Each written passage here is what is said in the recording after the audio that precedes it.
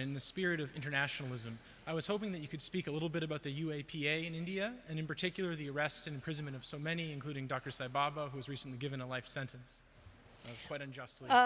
Thank you for asking that. He's a friend of mine, actually.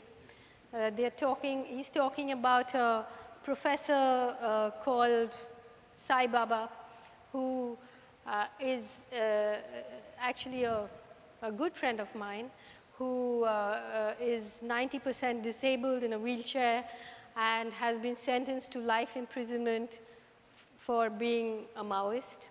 And his real crime was, along with me being one of the people who campaigned against what was known then as Operation Green Hunt, where the government had created vigilante groups as well as moved paramilitary forces, tens of thousands, into the forests of central India, where they had signed memorandums of understanding, moving indigenous people out of the land to give it over to mining companies.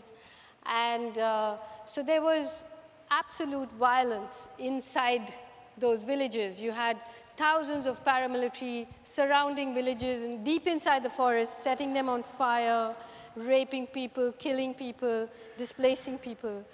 And and there's a law, I mean, there are law, of course it's the same in the US, but we call ourselves a democratic country, but we have a law like the law he mentions, the Unlawful Activities Prevention Act, which makes even thinking an anti-government thought a criminal offense. So you have thousands of people, the poorest people, in jail in central India, people who are protesting displacement, are being called anti-national. They are arrested under this law or under a law of sedition, thrown into jail.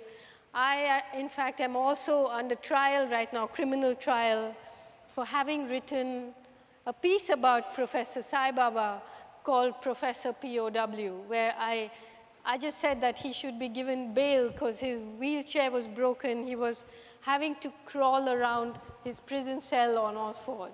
And they, of course, gave him bail but reconvicted him and charged me with contempt of court.